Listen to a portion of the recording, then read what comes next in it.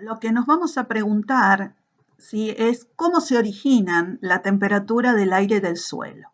Y vamos a tratar de responder estas dudas a través de las siguientes diapositivas. Acá lo que vemos nuevamente es el balance de radiación que habíamos visto en la clase pasada, ¿sí?, donde veíamos todo el componente de onda corta, el componente de onda larga, qué pasa en la superficie terrestre, qué pasa en la atmósfera y, por supuesto, que el motor de todo este balance era la radiación solar incidente. En términos numéricos, lo veíamos, nos parábamos tanto en la atmósfera como en el suelo y veíamos que la atmósfera tenía una radiación neta negativa de menos 29 unidades y el suelo tenía una radiación neta positiva, cuestión que no podía mantenerse. Por lo tanto, habíamos dicho que debían haber flujos verticales de calor que los denominábamos conducción, convección y calores latentes que estaban relacionados con el cambio de estado.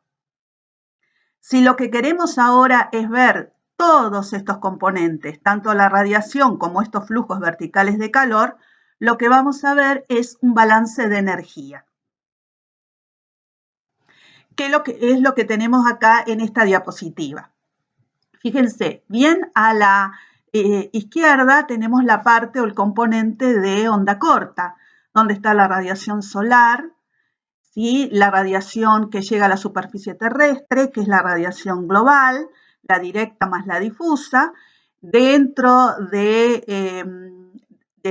digamos, de esta radiación solar es la que pasó por la atmósfera y por lo tanto hubo procesos de dispersión, reflexión y absorción por parte del ozono en la estratosfera. El resto de los gases de la atmósfera es totalmente transparente a la radiación de onda corta. Cuando llega a la superficie, parte es reflejada y, por supuesto, una parte es absorbida. Si vamos a la parte central, lo que vemos es la parte de radiación de onda larga, que es la parte de radiación emitida por la superficie terrestre y que es absorbida por los gases de efecto invernadero. En este caso lo que tenemos es los naturales, que es el vapor de agua, y la proporción natural de dióxido de carbono, que también emiten, ¿sí?, radiación de onda larga hacia la superficie terrestre, llamada contrarradiación, y esto tiene que ver con el efecto invernadero o amparo térmico. Pero también acá están otros gases que tienen que ver con las actividades humanas, como puede ser el óxido nitroso, el metano, los clorofluorocarbonos, el ozono troposférico, ozono que está en la troposfera debido a actividades industriales. En este sector, ya bien a la derecha, lo que vemos son los otros flujos de calor, sí, verticales. Uno es el flujo de calor sensible, que va a comprender a la convección y a la conducción en las capas más cercanas a la superficie. Y por otro lado, los flujos de calor latente, que tienen que ver con el cambio de estado, donde lo que vamos a ver es que tiene que ver con la evaporación desde la superficie del suelo y luego en su retorno a través de la precipitación. Agregamos acá también el suelo, donde el suelo lo consideramos como un sólido.